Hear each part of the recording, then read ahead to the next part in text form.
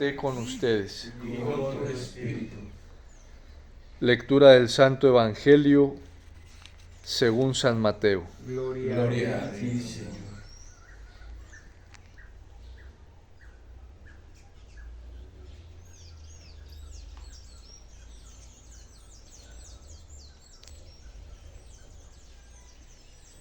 En aquel tiempo Jesús dijo a sus discípulos: No den a los perros las cosas santas, ni echen sus perlas a los cerdos, no sea que las pisoteen y después se vuelvan contra ustedes y los despedacen.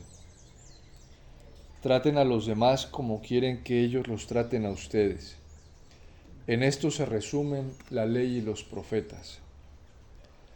Entren por la puerta estrecha, porque ancha es la puerta y amplio el camino que conduce a la perdición, y son muchos los que entran por él. Pero qué estrecha es la puerta y qué angosto el camino que conduce a la vida, y qué pocos son los que lo encuentran.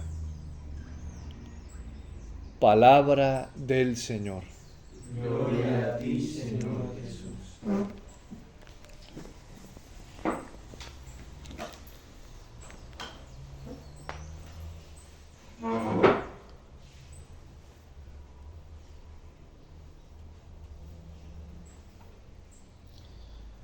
Quiero leer al inicio de esta homilía una reflexión del cardenal francés Henri de Lubac sobre la Iglesia, un cardenal muy apreciado en la Iglesia y que profundizó muchísimo en el tema de la Iglesia. Por lo que a mí respecta, me atrevo a decir que si la Iglesia no fuera lo que pretende ser, si no viviera esencialmente de su fe en Jesucristo, de aquella fe que el apóstol Pedro proclamó en el camino de Cesarea, no esperaría a que me decepcionara en sus logros humanos para separarme de ella. Si Jesucristo no constituye su riqueza, la Iglesia es miserable. Si el Espíritu de Jesucristo no florece en ella, la Iglesia es estéril. Su edificio amenaza ruina si no es Jesucristo su arquitecto y si el Espíritu Santo no es el cimiento de las piedras vivas con que se está construida. Toda su doctrina es mentira si no anuncia la verdad que es Jesucristo. Toda su gloria es vana si no la funda en la humanidad de Jesucristo. Su mismo nombre nos resulta extraño si no evoca inmediatamente en nosotros el único nombre que les ha sido dado a los hombres para que alcancen su salud, su salvación. La Iglesia no significa nada para nosotros si no es el sacramento, el signo eficaz de Jesucristo. Estas palabras coinciden perfectamente con la reflexión del Concilio Vaticano II en la Lumen Gentium sobre la Iglesia y sobre la esencia, la naturaleza misma de la Iglesia cuando tiene por único camino a Jesucristo, que es la puerta estrecha por la que se entra y se logra la salvación. Coincide claramente con el magisterio de la Iglesia, con toda la tradición de la Iglesia.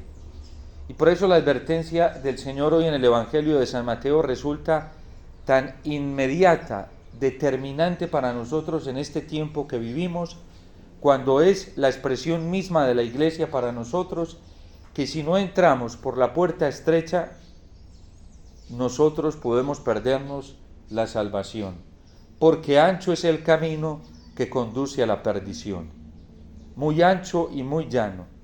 Precisamente hoy nos cuenta este testimonio en la Sagrada Escritura entre dos familiares, Abraham y Lot.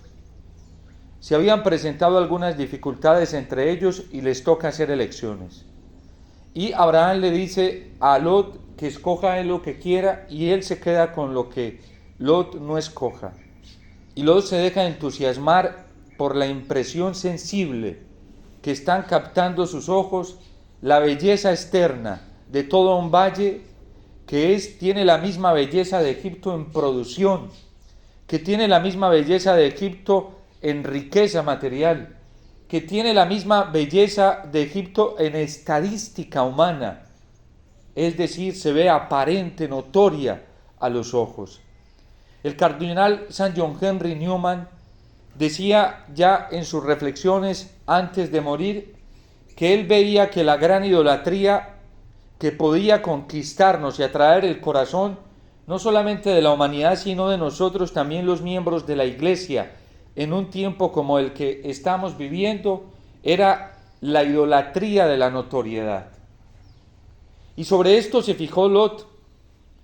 Es increíble que hoy en la Iglesia, también en las pastorales, la pastoral espiritual, la pastoral vocacional, la pastoral de evangelización, muchos de nosotros estemos teniendo este criterio para discernir que una obra es de Dios, el criterio que tuvo Lot para escoger la tierra donde él se iba a vivir con toda su familia, y el criterio del que nos está advirtiendo el cardenal Sir John Henry Newman, que es el criterio de la notoriedad.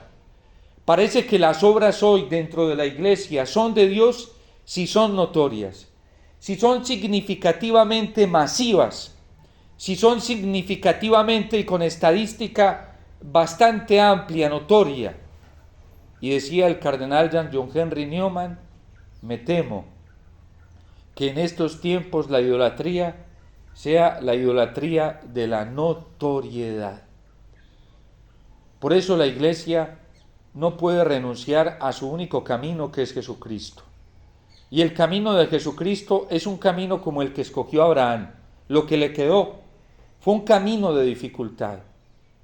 Abraham, desde que le respondió al Señor, siempre tuvo que hacerlo en medio de la prueba, en medio de las dificultades, en medio de las contradicciones, en medio de las batallas. Iba detrás de una promesa que Dios le había hecho, pero no fue nada fácil para él. La misma tierra que escoge, hoy geográficamente lo podemos contemplar, es una tierra desértica. Hebrón es una tierra desértica, hoy sigue siendo una tierra desértica, seca, poco apetecible a la vista humana. No son las grandes montañas verdes, los paisajes verdes. Eso fue lo que le tocó a Abraham.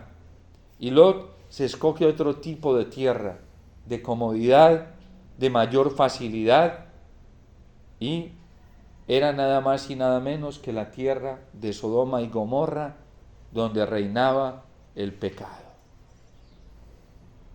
La tierra de maldad, los ambientes de maldad, hoy hacen contemplar todo como si fuera de Dios, y como si todo fuera bueno, y como si correspondiera a la belleza misma de Dios, y fuera Dios quien estuviera bendiciendo. Esto es un problema muy serio para nosotros hoy en el camino de discernimiento, porque la gente cree que donde hay prueba, donde hay mayor persecución, donde hay que sufrir más por profesar la fe, allí no está Dios. Y parece que en la vida espiritual hay que escoger lo que sea más cómodo y fácil para uno, pero no son las elecciones en los caminos de los santos, de quienes fueron fieles a Dios, porque no fue la elección de Abraham. Al fin de cuentas, el Señor vino a destruir Sodoma y Gomorra, y allí estaba Lot, el sobrino de Abraham. Y de hecho Lot se salva no en atención a su elección, sino en atención a la elección fiel de Abraham. Por eso en la vida cristiana Dios nos manda a rezar por los perseguidores, porque seguramente muchos se van a salvar y muchos se salvan en atención a Abraham. Se salva Lot. Cuando vienen los ángeles a destruir Sodoma y Gomorra, Dios decide compartirle el plan que tiene a Abraham. Y más adelante lo dirá el Señor, que no va a hacer nada sin antes el contárselo a sus hijos los profetas que le han sido fieles. Y es verdad que Dios comunica adelantos de lo que piensa hacer, como lo hace con Abraham, y por eso Abraham comienza a interceder. 45, 40, 30, 20, 10, no hay 10 justos, Abraham. 5, a ver si entre esos 5 se encuentra mi sobrino Lot. aunque no se lo expresa así, Lot tiene el sentimiento familiar de Lot. Perdón, Abraham tiene el sentimiento familiar de Lot. Abraham no hay 5. Si hubiese 5, en atención a esos 5, yo no la destruiría. Y resulta que Lot ya no entraba en esa parte por haber hecho una mala elección, por escoger lo más fácil, lo más cómodo. Hay un autor de la vida consagrada, no recuerdo ahorita el nombre, en un compendio que él construyó sobre la historia de la vida consagrada, un profesor de la Universidad Gregoriana de Roma, que citando precisamente esto en la vida cristiana, dice que la comodidad y el facilismo es el alma gemela de la mediocridad. Y eso le pasó a Lot. Terminó escogiendo una tierra de perdición. Y eso nos puede pasar a nosotros si nos dejamos entusiasmar por lo notorio, por lo que es aparente, sin cruz, sin prueba, sin tener que luchar. Hoy algunos se han acostumbrado a canonizar a la gente a partir de virtudes aparentes que no vienen como fruto de un camino de cruz, de prueba, de sufrimiento, de humillación, de tribulación. Y parece que la santidad para muchos dentro de la iglesia es eso, pero es una identidad falsa, porque cuando la iglesia hace un proceso de canonización, lo primero que hace es buscar las virtudes heroicas, y las virtudes heroicas se muestran, se manifiestan en medio de la batalla. Hay gente que le gusta escondérsele a la tentación, cristianos que creen que escondiéndose de la tentación van a ser los cristianos más santos y más fieles. Pura mentira, basura del diablo. Porque quien se encierra y no pone a prueba la gracia que se le dio, no alcanza la virtud. La esperanza produce virtud probada y ella no falla porque el amor de Dios ha sido derramado en nuestros corazones. Si algo le gusta hacer a Dios es lanzarnos como lanzó Abraham, para que nosotros descubramos que la gracia de su promesa es mucho más grande que nuestras propias fuerzas y que las batallas. Las personas que buscan así, como arrinconarse, esconderse del peligro, son personas que van a perecer ellas mismas. De hecho, el Padre a su propio Hijo en la encarnación lo mandó a una tierra desértica, a un mundo nublado por la oscuridad, ¿sí? Y lo llevó, mandó a vivir en las dificultades más grandes, tanto que terminó en manos de las autoridades de los perversos, ¿sí? De los que tenían el corazón dañado, y terminó siendo ultrajado y muerto. Cuando los discípulos de Maús salieron de Jerusalén, venían huyendo, porque en Jerusalén estaba el epicentro del peligro. Habían matado a su maestro. Iban a esconderse en un pueblo llamado Emaús, y sale el Señor a su encuentro, y después de que lo descubren se devuelven nuevamente a Jerusalén. Los apóstoles querían salir huyendo, y Dios los llevó al epicentro del peligro nuevamente. El Espíritu Santo los condujo allí, y fue en Jerusalén, en la estancia superior, donde llegó la gracia sobrenatural del Espíritu Santo, porque la virtud de Dios se realiza precisamente en medio de esos peligros. Pretender una vida cristiana corriendo, huyendo, escondiéndonos, eso nos haría mucho daño a nosotros y nos quedaríamos privados de ver la bondad y el amor de Dios y solamente ver el fruto de lo que son nuestras propias fuerzas y nos escondemos. No lo hizo Abraham, pero Abraham es premiado, es grande en la fe. Por eso la fe de Abraham es una fe que tiene la garantía de ser testimonio, podemos mirarla porque fue una fe probada. El que no ha sido probado no tiene nada que enseñarnos, no tiene nada que mostrarnos, nada, no tiene autoridad para enseñar. Solo el que ha sido probado y ha permanecido fiel al Señor en la prueba, ese tendrá autoridad para enseñar, para mostrar, para comunicar, para orientar. El que se esconde no tiene autoridad para enseñar. Y Abraham tiene toda la autoridad para enseñarnos cómo se vive la fe. Si algo está haciendo hoy el Señor y lo va a seguir haciendo con los pocos cristianos fieles, es lanzándolos, porque ese es un propio del Espíritu Santo. Padre, qué miedo, y donde caiga, ¿sí? Y donde pierda la fe, si la pierdes es porque no la tenías. Es que yo no me pongo porque pierdo la esperanza, no la tenías, eso no era esperanza. ¿Esperanza en quién? ¿Quién sabe? Sí.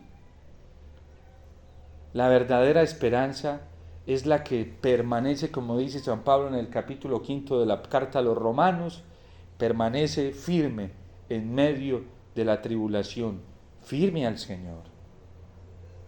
Porque caer en el pecado no es esperanza.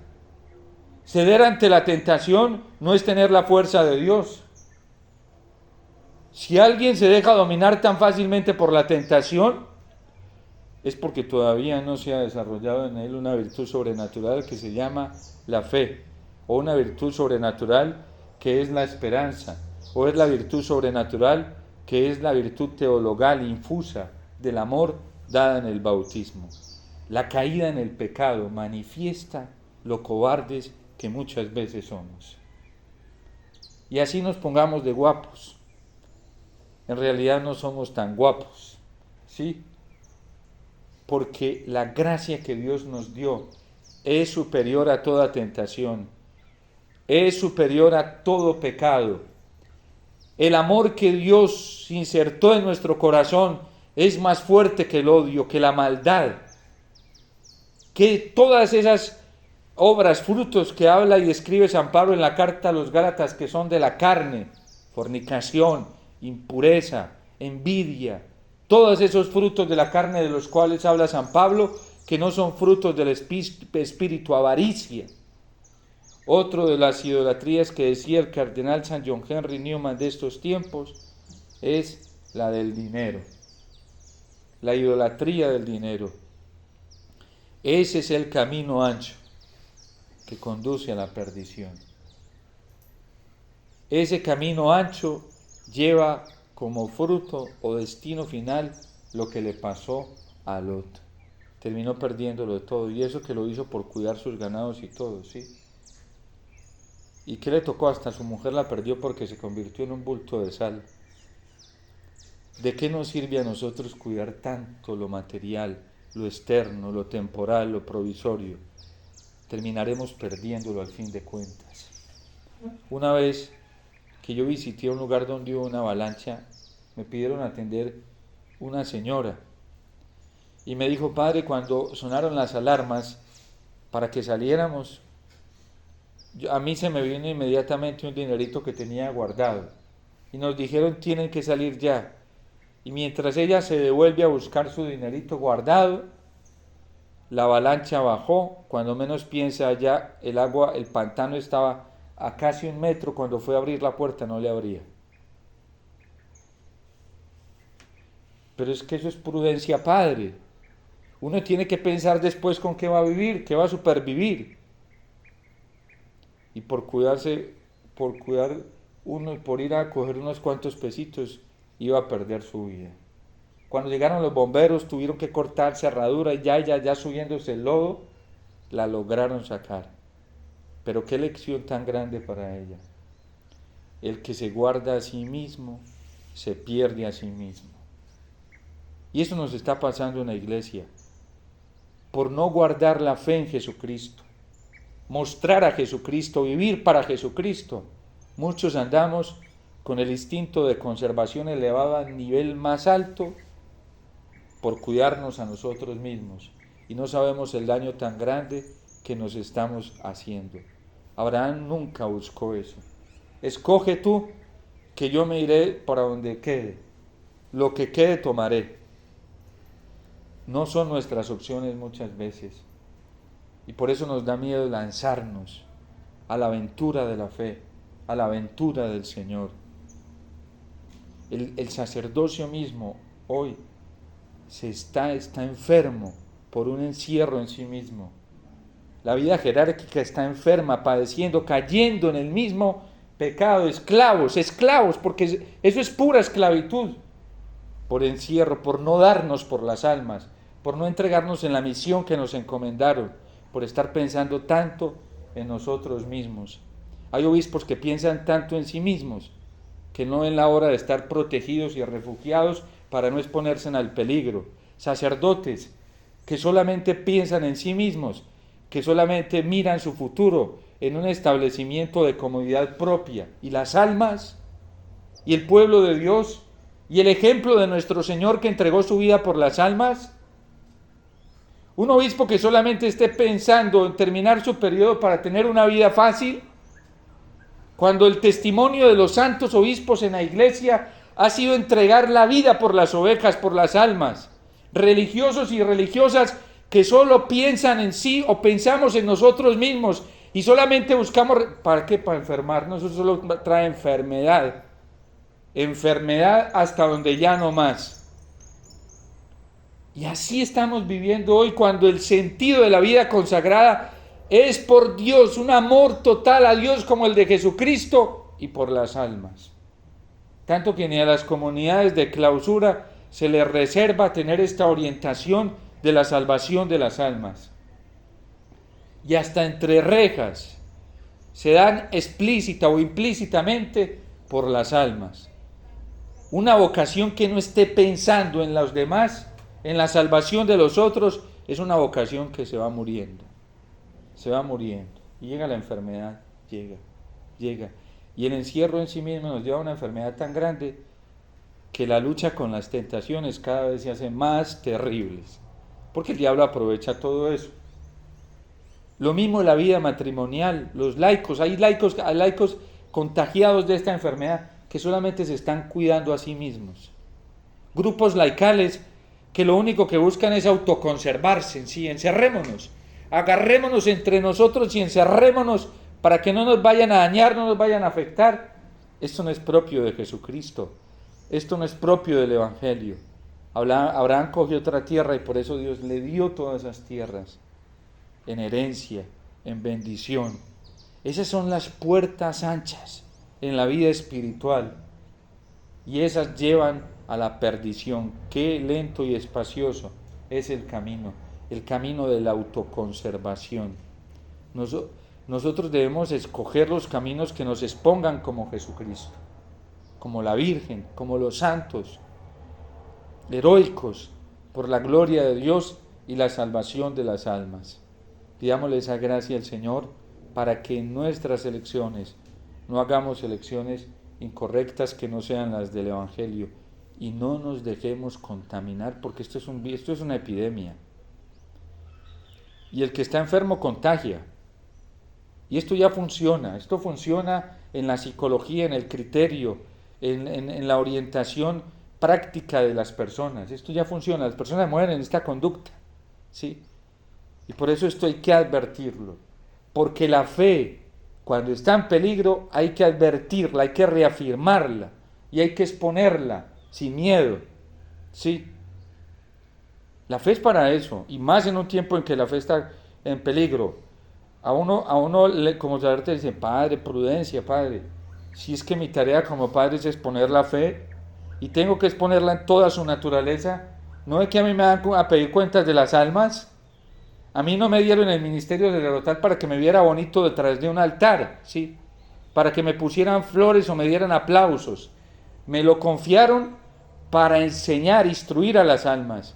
Y yo debo instruirlas desde la palabra de Dios, desde el magisterio de la iglesia, desde la fe apostólica. Y por eso esa lectura que les hacía de Henry de Lubac. Si la iglesia no hace esto, yo no dudaría, dice él, no esperaría que me decepcionara en logros humanos para separarme de ella.